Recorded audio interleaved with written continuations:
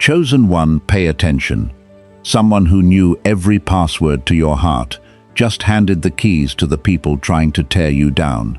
Not a stranger, not some random face in a comment section.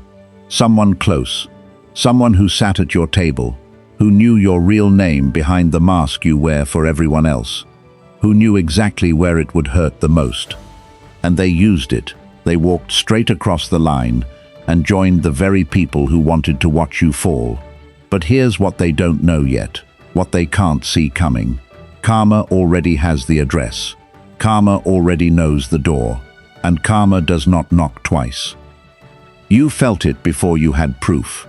That small shift in tone, that pause before they answered a simple question, that sudden closeness with people who never liked you to begin with. You told yourself you were imagining it. You told yourself loyalty doesn't just evaporate overnight. But it wasn't overnight. It was a slow walk, one quiet conversation at a time, one shared laugh at your expense at a time, until one day they were fully on the other side and you were the last to know. That's how the closest betrayals always work. They don't announce themselves, they erode. And now, chosen one, the thing they never counted on is standing right behind them. Because karma doesn't care how close someone was to you. It doesn't make exceptions for shared blood, shared history, shared secrets. If anything, it moves faster for the ones who knew better. The ones who understood exactly what they were doing when they did it. So while they're out there feeling untouchable, feeling clever, feeling like they finally found the winning side, something is already moving toward every single one of them. Quiet, patient, certain. Maybe you've already noticed the first ripples of it. A mutual friend who suddenly stops mentioning their name around you. A story that doesn't quite add up when you hear it secondhand. A tension in that circle that wasn't there a few weeks ago. None of that is coincidence, chosen one. That's the beginning of something much bigger, already moving into position. Before we go further, hit like and subscribe, not because it makes the algorithm happy, though it does. Do it because this message is bigger than a video. It's a signal. It tells the universe you're still standing, still watching, still paying attention, while everyone around you thought you'd break. Every like, every subscribe, it feeds this message to the next chosen one who needs to hear it tonight. So do it now, then come back, because what's coming next is going to explain exactly why karma already has their names written down. Chosen one, are you ready to walk through this step by step? Because what's happening in your life right now is not random. It's not bad luck stacking on bad luck. It's a sequence. Every domino is falling exactly where it needs to. Drop a 77 in the comments if you can feel that shift starting under your feet. And if this message is landing somewhere real in you, drop a super thanks too. These messages take real time and real care to put together, and every bit of support keeps them coming. You're not just watching this, you're part of it. Now, let's get into it. Number 1, they knew exactly what they were doing, and that's what makes it worse. Let's not soften this. What happened to you wasn't a misunderstanding. It wasn't someone getting swept up in gossip they didn't fully understand. The person who joined your enemies knew you. They knew your history, your triggers, the parts of your story you only shared because you trusted them with it. And they handed all of it over anyway. That's not confusion. That's a decision, a calculated one. Here's the part that stings the most. A stranger doesn't know how to hurt you efficiently. A stranger has to guess. But someone close, someone who sat across from you at dinner, who knew your family, who knew the nights you cried and pretended you didn't, they don't have to guess. They know exactly which door to walk through to do the most damage. And they walked through it anyway, not because they were forced to, not because they were confused about who you really are, because somewhere along the way, comfort mattered more to them than loyalty did. You might be asking yourself why. Why would someone who knew your heart choose the side that wanted to break it? The answer is rarely as complicated as it feels. Most people don't switch sides out of hatred. They switch sides because it's easier, because standing with you had a cost, and standing against you had a reward, even a small one. Attention, belonging, a seat at a table that felt more exciting than the quiet loyalty you offered. They traded depth for convenience. They traded you for a moment of feeling included. And here's the part they didn't calculate. Karma doesn't measure intention the way people do. It doesn't care that they'll tell themselves a softer version of the story later, that they'll say they didn't mean for it to go that far, that they were just venting, just talking, just caught up in the moment. Karma looks at what actually happened, who got hurt, who benefited. And right now, the math is not in their favor. Picture it like this.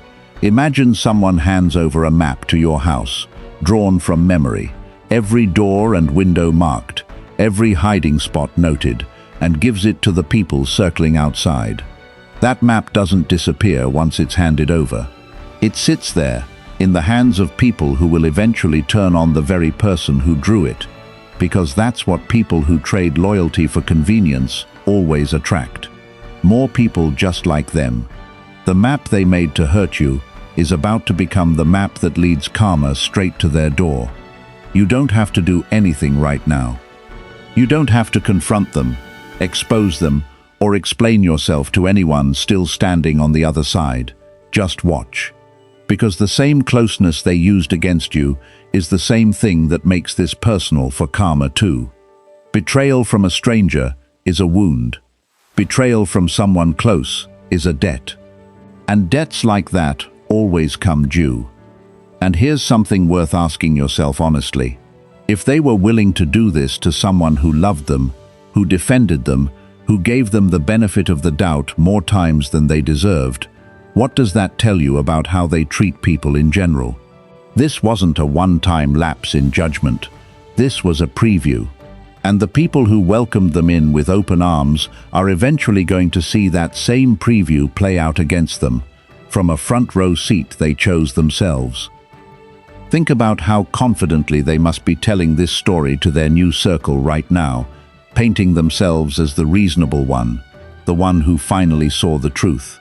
But confidence built on a half-told story is fragile by design.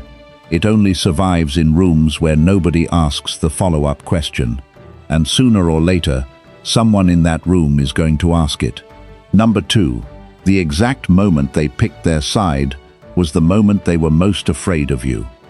Think back. Try to remember the moment things shifted. It probably wasn't during your worst week. It probably wasn't when you were falling apart in front of everyone. It was likely right after you started rising. Right after something good happened for you, something they couldn't take credit for, something that made the room notice you instead of them. That's usually when the quiet ones switch sides, not out of hatred for you, out of fear of being left behind by you. This is the part nobody talks about enough. Betrayal from someone close rarely comes from a place of strength. It comes from insecurity dressed up as loyalty to someone else. They didn't join your enemies because your enemies were right. They joined because standing next to your growth made their own stagnation impossible to ignore. It's easier to tear someone down than to catch up to them. It's easier to whisper doubts into a room than to face the mirror and ask why you're still exactly where you started. So they found comfort in people who agreed with their smallness, people who validated the decision to stop believing in you. And for a while, that felt like safety. It felt like a team. What they didn't realize is that teams built on tearing someone else down don't stay loyal to each other for long, because the same instinct that made them betray you is the same instinct that will eventually turn on everyone else in that circle too. Here's a way to picture it. Imagine a group of people standing in a room, agreeing loudly that the ladder someone else is climbing is fake, that it won't hold, that it's going to collapse any second. They say it together, confidently, because saying it as a group feels safer than saying it alone. But the ladder doesn't care what they believe. It keeps holding. And the longer it holds, the more foolish that whole group starts to look, standing at the bottom, arms crossed, watching someone they used to know disappear above them. That's exactly where this is heading. The moment they picked their side out of fear was the moment they locked themselves into watching you rise from the worst possible seat, the one closest to the people who envy you the most. And karma doesn't need to punish fear directly. It just needs to let time keep moving, let your growth keep happening, and let them keep sitting exactly where they chose to sit. You don't need to prove anything to people who left because your progress scared them. Their fear was never about who you are. It was about who they haven't become yet. And that gap between the two of you, chosen one, that gap is only getting wider from here. Ask yourself this too. Have you noticed how quiet they get whenever something good happens for you now, even secondhand, even through someone else's update? That reaction is not indifference. Indifference doesn't need to manage its face that carefully. What you're actually seeing is someone working hard to convince themselves your rise doesn't matter, and the effort it takes to maintain that lie is exhausting in ways they'll never admit out loud. People who genuinely stopped caring don't need to perform not caring. They just live their life. The fact that your name still gets a reaction, even a small one, even a controlled one, tells you everything about how unresolved this actually still is for them, no matter how settled they pretend to look on the surface. Number 3. The silence before they turned wasn't peace. It was preparation. Looking back now, you can probably see it. The quiet stretch right before everything changed. The stretch where they seemed distant, but you told yourself it was nothing, just a busy season, just stress, just life getting in the way. That silence wasn't empty. It was them building a case, collecting moments, reframing memories of you to fit a version of the story that made switching sides feel justified. That's how betrayal from someone close usually works. It doesn't happen in a single dramatic moment. It happens in a series of small, private conversations you were never part of. Someone brings up a moment from months ago and twists the context. Someone repeats something you said in confidence and strips away the reason you said it. Slowly, a narrative gets built where you're the problem, where your pain was actually manipulation, where your success was actually arrogance. And once that narrative feels true to them, switching sides doesn't feel like betrayal anymore. It feels like justice. But here's what they conveniently leave out of that story every single time. Context. The reasons behind your choices. The version of events where you were surviving something, not scheming something. They built their case on selective memory, and selective memory always collapses the moment real evidence shows up. Imagine someone building a house with half the blueprint, skipping the parts that don't fit the shape they want. It might stand for a while. It might even look convincing from the outside. But eventually, weather finds every gap they skipped, and the whole structure starts leaking from places they thought were sealed. That's what's about to happen to the story they built about you. The parts they left out are the parts that are going to bring the whole thing down. You didn't do anything to deserve being rewritten like that. You lived your life, made your choices, protected your peace the best way you knew how. The fact that it got twisted into a weapon says everything about the people twisting it and nothing about you.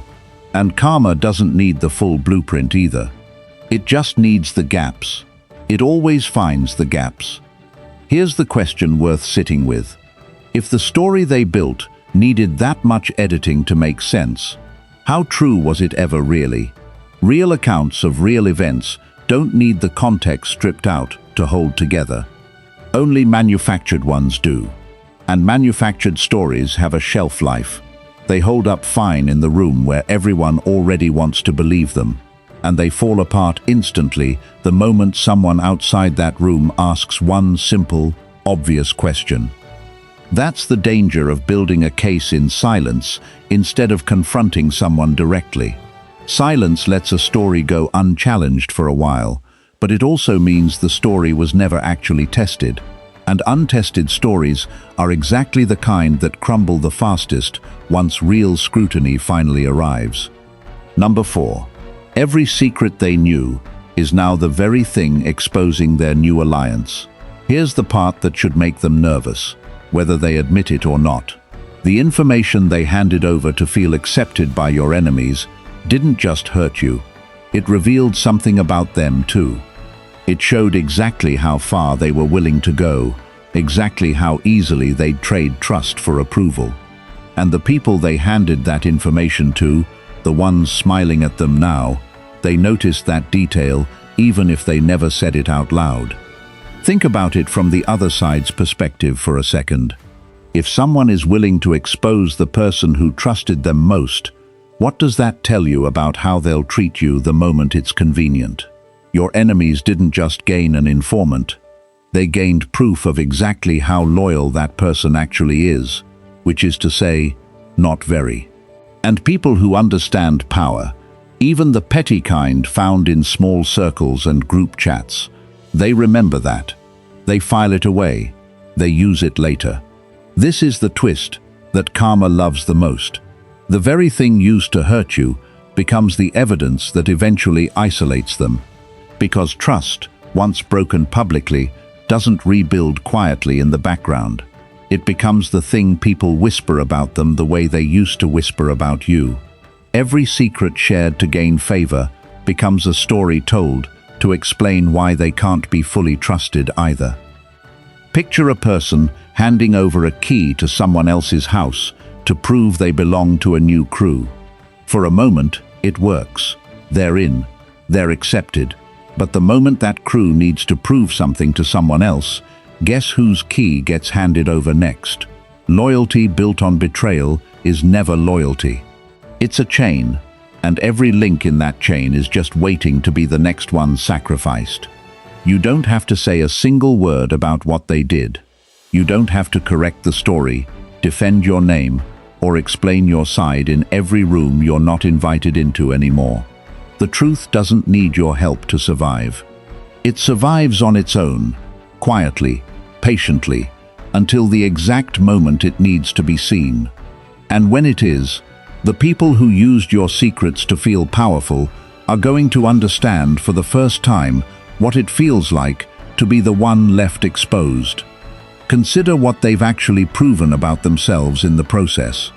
Anyone paying close attention now knows something crucial that used to be invisible, exactly how much pressure it takes for this person to give someone up. That number is now public knowledge, inside a circle that runs entirely on leverage. And once people know your price, they don't respect you for meeting it. They just remember the number, and they wait for a reason to use it against you too. That's the quiet cost of buying belonging with someone else's trust. It never actually buys belonging. It buys a temporary role as the newest source of material, and everyone in that room already knows exactly how replaceable that role is. Number 5. Karma doesn't ask your permission before it starts moving. There's a version of this story where you spend your energy trying to make karma happen faster, trying to hint at what they did to mutual friends, trying to make sure the right people know the truth before more damage gets done. But that's not how real karma works, chosen one, and deep down you already know it. Karma doesn't need your help. It doesn't need your commentary. It moves on its own timeline, in its own quiet way, and it started the moment they made the choice to turn. This is hard to sit with sometimes because we want to see it happen.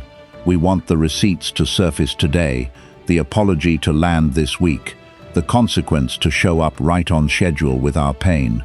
But karma isn't interested in your schedule, it's interested in balance. And balance takes exactly as long as it takes, which is usually longer than we want, but shorter than we fear. While you're living your life, while you're healing, working, building something real, karma is quietly opening doors they can't close. A conversation they didn't expect. A friend of yours who finally puts the pieces together. A moment where their new circle starts asking the same questions you used to ask yourself about them. None of it needs your involvement. It's already been set in motion by the choice they made. And choices like that don't need a push to keep rolling forward. Imagine setting a single domino down at the top of a long staircase and walking away. You don't have to stand there and watch it fall. You don't have to nudge every single piece along the way. Gravity does that work for you. That's what betrayal built on convenience always becomes eventually. A staircase of consequences they set up themselves, one small choice at a time, and they're the ones who are going to have to watch it all fall, piece by piece, in an order they don't get to control. You get to release the need to orchestrate anything. You get to stop tracking their moves, stop wondering when it's coming, stop giving them the power of your attention. Karma already has the address. It already knows the route. All you have to do is keep living your life so well that when the reckoning finally arrives at their door, they realize you were never even thinking about them at all. That last part matters more than people realize. The version of this where you're checking their profile every week, tracking their new friendships, waiting for the crack to show, that version keeps you tied to them just as tightly as the friendship once did. Real release looks like disinterest. Not performed disinterest, actual disinterest. The kind that comes from being too busy building something real to spend your attention on someone who already made their choice. The moment you stop needing to witness their consequences to feel at peace is the moment you actually win this. Karma doesn't require an audience to do its work. It just requires time, and time is already moving whether you watch it or not. Number 6. The guilt they buried didn't disappear. It's been waiting for the right moment to resurface. People convince themselves they can outrun guilt if they stay busy enough, loud enough, surrounded by enough people who agree with the story they've built. For a while, it even seems to work. The guilt goes quiet. It sits somewhere in the back of the mind, ignored, unfed, unacknowledged. But guilt doesn't die from neglect. It just waits. You've probably noticed something if you've watched from a distance. The overcompensation, the performative confidence. The way they laugh a little too hard at jokes about you, post a little too often about how great their new circle is, defend their choices a little too aggressively when nobody even asked them to. That's not peace. That's noise, built specifically to drown out something quieter underneath it. And noise, no matter how loud, eventually runs out of energy to sustain itself. Guilt has a strange way of resurfacing at the worst possible moments for the person carrying it. A late night alone with their phone, a memory triggered by something small, a song, a smell, a place you used to go together.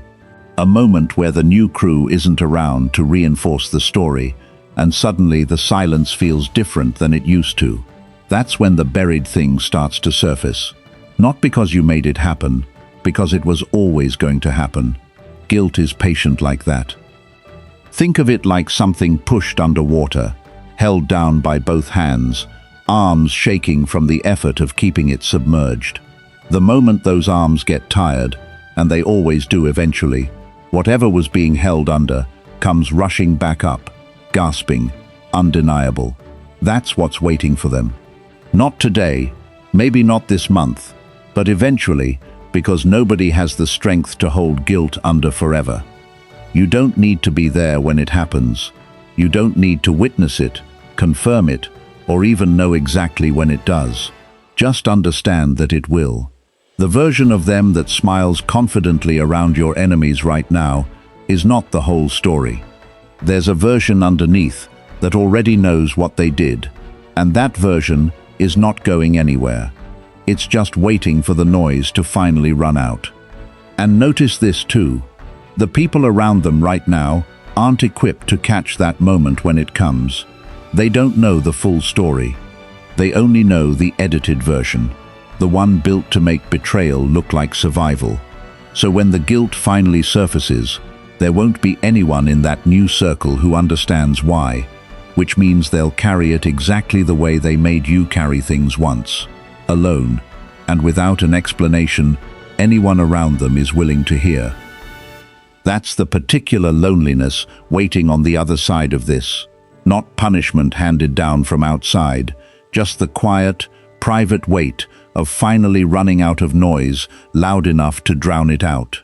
Number 7. The people they ran to are the same kind of people who will use them next. This is the part they didn't think through when they made their choice. They looked at your enemies and saw acceptance, saw belonging, saw a group that seemed to want them there. What they didn't see, or didn't want to see, is that people who build alliances out of tearing someone else down don't suddenly become loyal once the target changes. That's not how it works. That's not how it ever works. The same energy that turned you into a target is still there, waiting for its next one. And the person who betrayed you just handed themselves over as the newest, freshest source of material. They think they're safe because right now, this week, they're the one being praised for choosing the winning side. But circles built on gossip and betrayal always need fresh content. And when the excitement about tearing you down starts to fade, someone in that circle is going to need a new subject. Guess who's sitting right there, fully known, fully exposed, fully available? This is the part that should genuinely worry them, if they had the clarity to see it. They didn't just lose you, they joined a group whose entire foundation is built on the exact behavior that just cost them a real relationship. They traded something built on years of history for something built on nothing but shared complaints. And things built on nothing don't hold weight for long. Picture someone climbing onto a raft made of the same wood that just sank the boat they were standing on. It might float for a little while, it might even feel sturdier than it should at first, but it's made from the same material that already proved it couldn't hold. Eventually, that raft takes on water too, and when it does, there won't be anyone left standing beside them who remembers what real loyalty looked like, because they gave that up the day they walked away from you. You don't need to warn them. You don't need to say, "I told you so," when it happens. Some lessons only mean something when they're learned the hard way, in real time, without an escape hatch waiting nearby. Let them find out on their own what kind of foundation they actually built their new alliance on. There's a pattern worth remembering here. Circles built on tearing someone else apart don't run out of appetite once the original target is gone. They just run out of material and go looking for the next source. The person who handed over your secrets to gain entry didn't just lose you. They walked into a room that treats belonging as conditional, and conditional belonging always eventually runs out of reasons to keep including the person who's already given everything they had to offer. The excitement of a new alliance always fades faster than people expect, and when it does, whatever made them interesting the first time around usually isn't enough to keep them relevant the second time. Chosen one, before we go further into this, I want you to really feel where you are in this story. You're not the one who has to answer for anything here. You're the one watching the consequences arrange themselves in real time. If that lands somewhere true for you, drop a super thanks below. It genuinely helps keep these messages reaching the people who need to hear them tonight. And if you haven't already, hit subscribe, because there's more of this story still to come. Now, let's keep going. Number 8. Your calm response is the exact proof that's convicting them behind closed doors. Here's something they didn't expect when they made their move. They probably imagined a reaction. Tears, confrontation, a public unraveling they could point to and say, "See, this proves we were right about them." That's usually part of the plan, even if it's never said out loud. Betrayal wants a reaction, because a reaction gives it a story to justify itself with. But you didn't give them that. You stayed steady. You kept living, kept working, kept showing up as yourself, instead of as the version of you their story needed. And that steadiness is doing more damage to their narrative than any confrontation ever could. Because if you were really the person they claimed you were, wouldn't you have cracked by now? Wouldn't the mask have slipped? Wouldn't the truth have leaked out through the pressure? Instead, all they have is you, still standing, still calm, still moving forward, without asking anyone for permission or sympathy. That kind of composure is not something people can argue with. It's not something they can twist into evidence against you, no matter how badly they want to. And in rooms you're not even in, that silence starts to speak louder than anything they've said about you. Here's what's happening quietly, even if nobody says it directly. People are starting to notice the gap between the story they were told and the person they're watching from a distance. They were told you were unstable, difficult, someone worth cutting off. But what they're actually seeing is someone composed, focused, unaffected by the noise. That gap doesn't close on its own. It widens every single day you keep being exactly who you are instead of who their story needed you to be. Imagine a courtroom where the accused says nothing, offers no defense, no outburst, no plea, just quiet composure, while the accusers grow louder and more desperate, trying to fill the silence with something convincing. Juries notice that. People notice that. The confidence of the accused, without the need to perform it, becomes its own kind of testimony. That's exactly the position you're in right now, chosen one, whether you feel it or not. And here's the part that makes this even harder for them to sit with. Composure like yours isn't something you can fake convincingly for very long, which means the people watching closely, the ones who haven't fully made up their minds about the story, are starting to trust their own eyes over the version they were handed second-hand. That shift doesn't happen loudly. It happens one quiet observation at a time, until one day the room simply believes something different than it did before. You were never performing for that room. You were just living your life. But sometimes the most convincing testimony is the one nobody realized was being given, because it wasn't trying to convince anyone of anything at all. Number 9. The debt they think they escaped is compounding with interest. There's a particular kind of arrogance that comes from getting away with something for a little while. A few weeks pass, then a few months. Nothing dramatic happens, and they start to relax into the idea that maybe there won't be consequences after all. Maybe they really did get away clean. That relaxation is exactly the moment karma tends to move, because nothing exposes a person faster than the comfort of thinking they've already escaped. Debts like this don't disappear just because payment gets delayed. They sit there, quietly accumulating, the same way any debt does when it goes unpaid. Every day that passes without accountability isn't a day they got away with it. It's a day added to the total. And the longer it builds without resolution, the heavier the eventual reckoning tends to be. Because comfort makes people careless, and carelessness is exactly when consequences find their opening. You've probably noticed this pattern before in other situations, even if you didn't have language for it at the time. The person who cuts corners and gets away with it once starts cutting more corners. The person who lies and isn't caught starts lying bigger. Confidence without consequence breeds recklessness, and recklessness always eventually meets the very thing it stopped being careful about. Picture someone borrowing against a future they haven't earned yet, spending confidence they haven't paid for, walking around like the bill will never come due. That kind of borrowing always catches up. Interest doesn't care how comfortable someone has gotten. It just keeps compounding in the background, silent, patient, until the total is large enough that no amount of new alliances or new stories can cover it. You don't need to calculate the exact math of what they owe or when it's due. That's not your job anymore. Your job was simply to survive what they did and keep building your life without them in it. The debt is theirs to carry now, and it's growing every single day they spend pretending it doesn't exist. There's a particular kind of exhaustion that comes from maintaining a lie that keeps growing heavier every day it goes unpaid.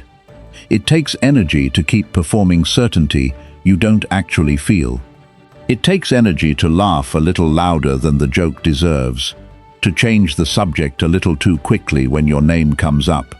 That energy has to come from somewhere, and eventually it starts costing them in ways that have nothing to do with you at all. Sleep, focus, the quiet parts of a life that used to feel settled.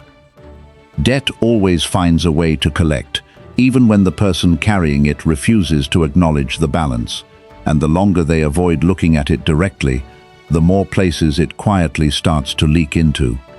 Number 10. People who choose comfort over loyalty always end up standing alone eventually. This is a pattern that repeats itself so consistently it almost feels like a law of nature. The people who abandon someone real for the sake of fitting in somewhere easier rarely find lasting connection in the place they ran to. Because the thing that made them easy to sway once is the same thing that will make them easy to discard later. Loyalty built on convenience only lasts as long as the convenience does. Right now, they might feel surrounded. They might feel like they finally found their people, their team, their place to belong. But belonging built on tearing someone else apart isn't real belonging. It's a temporary alliance held together by a shared target, and shared targets don't last forever.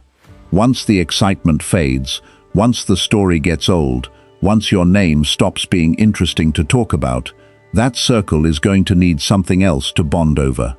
And people who choose comfort over loyalty rarely stick around long enough to become anyone's real friend, because the moment loyalty gets tested again, they'll do exactly what they did before.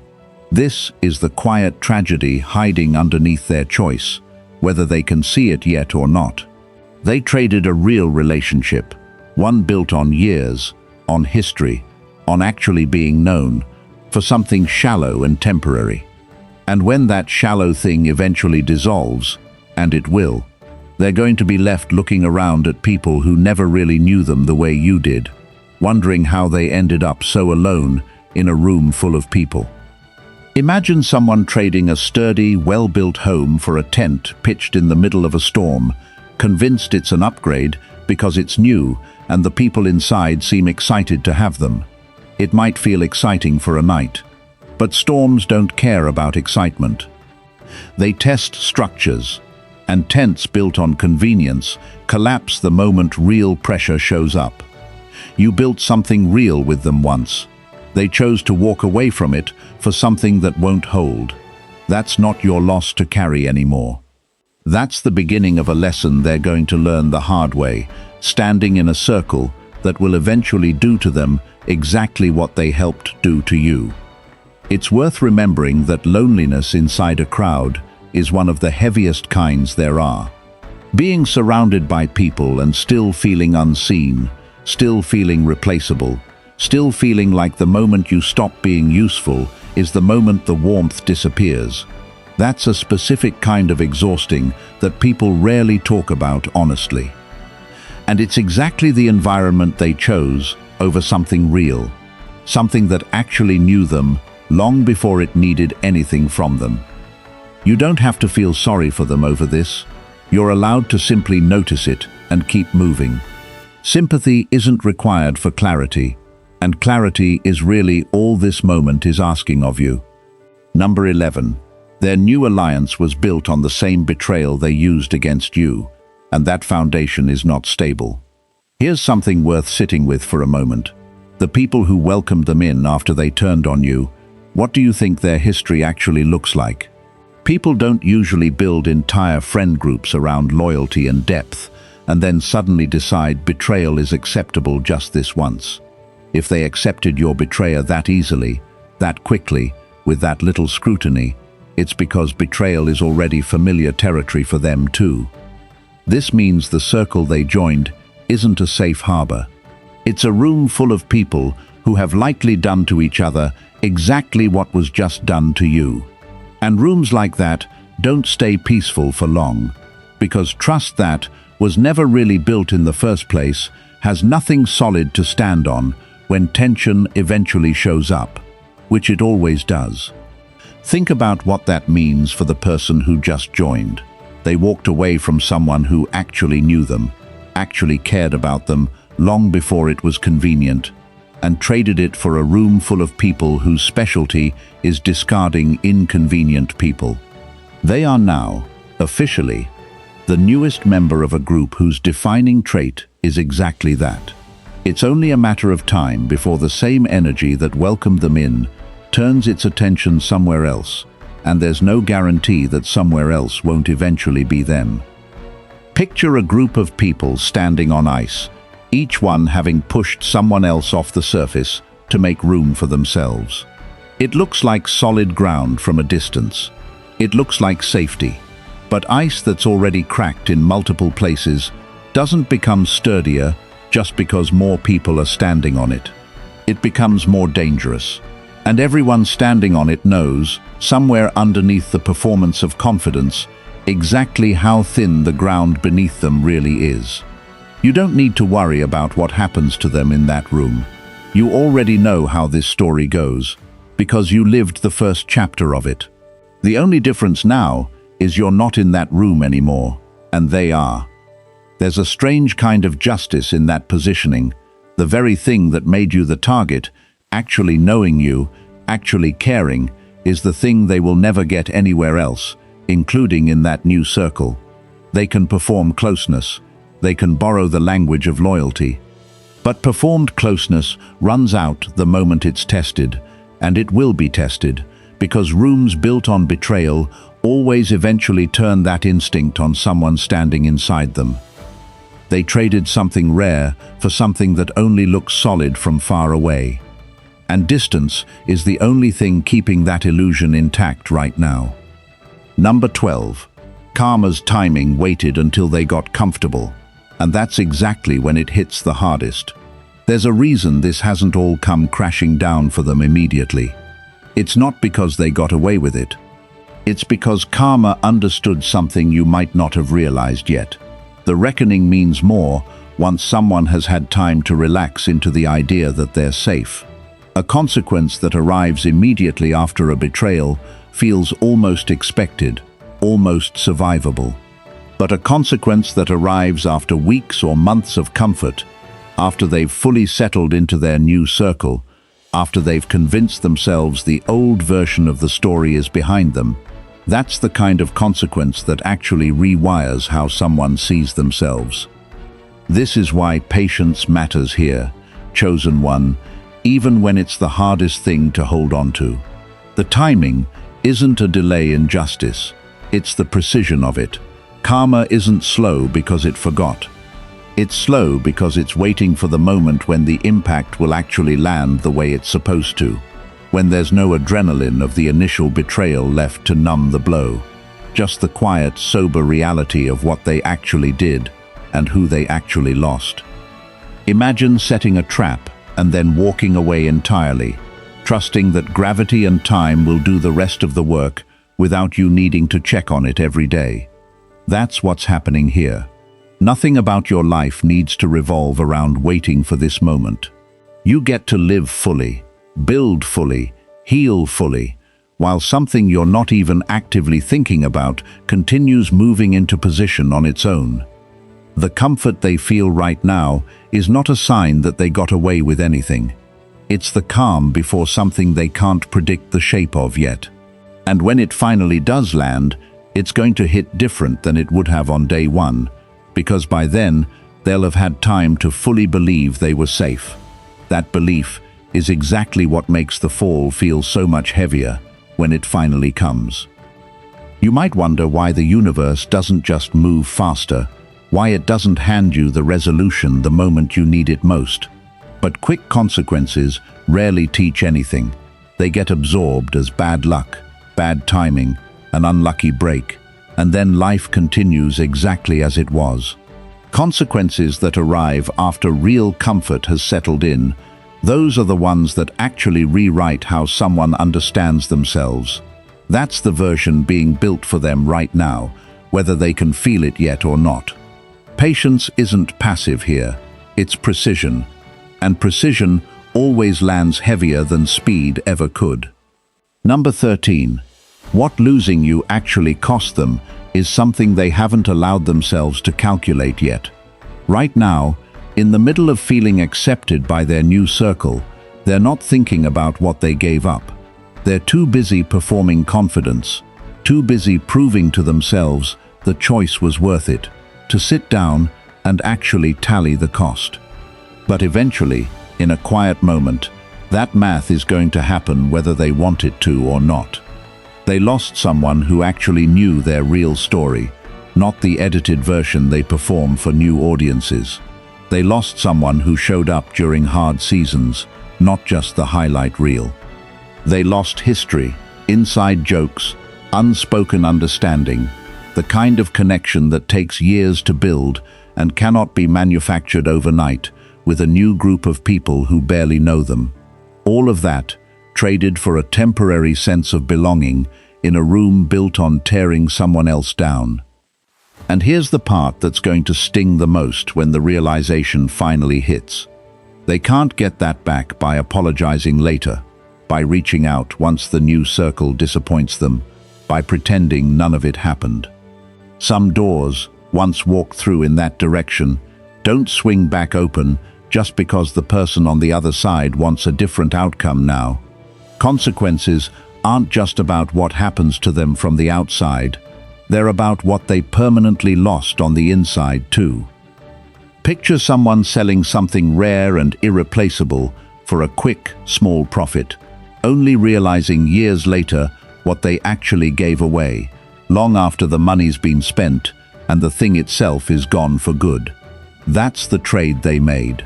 And no version of their new social circle is going to be able to replace what real loyalty, built over real time, actually feels like. You don't have to reach out and remind them of any of this. You don't owe them the closure of hearing it from you. Let them do the math on their own time, in their own silence, when the noise of their new circle finally quiets down enough for the truth to catch up. And when that math finally does get done, it won't be because you said anything. It'll be because a quiet moment finally arrived, without enough noise around it to hide from. A moment where the new circle isn't performing, where the achievements aren't being celebrated, where it's just them and the truth of what they actually gave up, sitting in the same room together for the first time since it happened. There's no version of that moment that feels comfortable for them, and there's nothing you need to do to make sure it eventually arrives. It already has an appointment. It's just waiting for the right kind of silence to keep it. Number 14. The version of you they helped create by leaving is exactly the version that terrifies them now. This is the part that really closes the loop on everything. Betrayal, especially from someone close, has a strange side effect. It doesn't just hurt in the moment. It forges something. It strips away the parts of you that were still hoping certain people would show up, and it leaves behind something sharper, clearer, less dependent on approval you now know was never guaranteed in the first place. You didn't ask for this transformation. You would have traded it in a heartbeat for the relationship staying intact instead. But it happened anyway. And now there's a version of you standing here that wasn't available before the betrayal forced it into existence. A version that trusts its own judgment more. A version that doesn't shrink itself to keep uncomfortable peace. A version that has already survived the worst thing that circle could do and kept moving anyway. And that version, chosen one, is exactly the one they're seeing now from a distance, whether they admit it to themselves or not. It's not the version they expected to see when they made their choice. They expected damage, decline, maybe even disappearance. Instead, they're watching someone who looks less breakable than before, not more. And nothing unsettles people who betrayed someone close, quite like watching that person become stronger without them. Imagine someone trying to break a piece of glass, only to discover It wasn't glass at all, but something that hardens under pressure instead of shattering under it. That confusion, that quiet unease, that's exactly what's living in the back of their mind every time your name comes up in their new circle. They helped build the version of you that no longer needs their approval, their friendship, or their apology to keep moving forward. And that version isn't going anywhere. This isn't the end of your story, chosen one. It's the part where everything they tried to break turns out to be the exact thing that made you unbreakable. The betrayal is done. The math is already running in the background. And every single door they think is safe right now, karma already knows exactly which one to knock on first. So let them keep believing they escaped clean. Let them keep performing certainty in rooms that don't actually know them. None of that changes what's already set in motion. You already survived the version of this story that was supposed to end you. Everything from here is just the part where they find out what that survival actually cost them. You're not waiting for an apology anymore. You're not waiting for them to see the truth. You already have everything you actually need, which is simply the version of yourself that walked out of this still standing, still whole, still exactly who you always were, underneath everything they tried to make you believe about yourself. So here's where we land, chosen one. Not with anger, not with a need for revenge, just clarity. Someone close chose comfort over loyalty, and that choice is theirs to carry, not yours. You don't need to track their downfall, script their consequences, or spend one more ounce of energy making sure the story ends the way it should. It already will. Karma doesn't need reminders, and it definitely doesn't need your help finding the address. What you do need is to keep living exactly the way you have been. Steady, clear, unshaken. Because every day you keep showing up as yourself is another day that widens the gap between the story they told about you and the truth everyone else is slowly starting to see for themselves. You were never the problem in this story. You were just the first door karma knocked on before it made its way to everyone else's. Let that be the last thing you carry out of this chapter. Not bitterness, not the urge to check on them, just quiet confidence that the same universe that saw exactly what they did is the same universe already rearranging the room they ran to. You don't need front row seats to watch it happen. You just need to keep building the life they didn't think you could build without them. If this message found you at the right moment, drop 77 in the comments one more time and let another chosen one scrolling past know the shift has already started. And if you want to keep this mission going, the super thanks button means more than you know. It keeps these messages coming to the people who need them most. Thank you for being exactly the kind of chosen one who stays until the end, who doesn't need the loud version of justice to trust that it's already on its way. We'll see you in the next one. Until then, take care and goodbye.